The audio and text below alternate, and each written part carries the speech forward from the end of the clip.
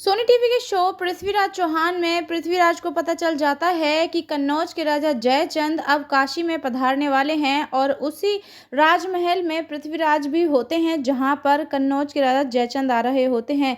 जैसे ही कन्नौज के राजा जयचंद को पृथ्वीराज देखते हैं, उनका क्रोध सातवें आसमान पर पहुंच जाता है। वो तो उनके पास उनके छोटे भाई हरि होते हैं जो उन्हें समझा देते हैं। वो कहते हैं कि आपको इन पर ध्यान नहीं देना है। हम जानते हैं कि आप इनसे बहुत ही ज़्यादा नफ़रत करते हैं, लेकिन आपको अपने लक्ष्य पर ध्यान देना है। उसके बाद पृथ्वी वहाँ से चले जाते हैं। वो कहते हैं कि हम इनसे जितनी ज़्यादा नफ़रत करते हैं, उतना ही हम अपनी मातृभूमि से प्रेम भी करते हैं और उसके लिए हम कुछ भी कर सकते हैं। और उसके बाद पृथ्वी वहाँ से चले जाते हैं और संयोगिता उन्हें छुपकर देख रही होती हैं कि अच्छा हुआ शिव यहाँ से चले गए। और फिर जल्दी से अपने वस्त्र बदलने के लिए संयोगिता भी वहाँ से चली जाती हैं, लेकिन तभी उनके आगे मधुमक्खी आ जाती है और मधुमक्खी संयोगिता को काटने वाली होती है कि तभी उन्हें बचाने के लिए पृथ्वी पहुँच जाते हैं और वो मधुमक्खी को पकड़ने की कोशिश करते हैं, लेकिन मधुमक्खी पृथ्वी को ना काट ले, इसीलिए संयोगिता अपने हाथ से झट से उसे पकड़ लेती हैं और संयोगिता को वो डंक मारकर चली जाती है। और उसके बाद पृथ्वी कहते हैं कि आप इतना कष्ट क्यों करती हैं हमारे लिए। वो कहती हैं कि हम नहीं चाहते हैं कि हमारी वजह से कोई तुम्हें कष्ट हो। उसके बाद वो वहाँ से चली जाती हैं और अपने पिताजी का स्वागत करती हैं। और ये सब पृथ्वी नहीं देख पाते हैं, नहीं जान पाते हैं कि जिन्हें वो दासी समझ रहे हैं, असल में वो संयोगिता हैं।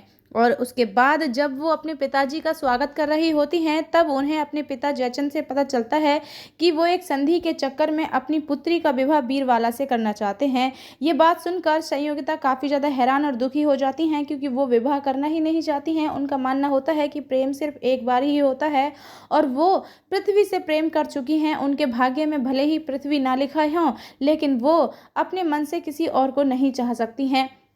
ये सब वो अपनी सहेली भानु को बताती हैं और बहुत ही ज़्यादा दुखी हो जाती हैं। फिर उनकी सहेली यानी कि उनकी दासी भानु कहती हैं कि क्या आप अपने पिताजी के कहे को टालेंगी, क्या मना करेंगी उनका कहा।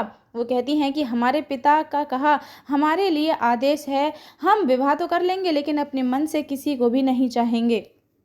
तो दूसरी तरफ पृथ्वी लगे हुए होते हैं राजमहल में वो विस्फोटक पदार्थ ढूंढने के लिए, जिसे गुरीत फोड़ना चाहते हैं।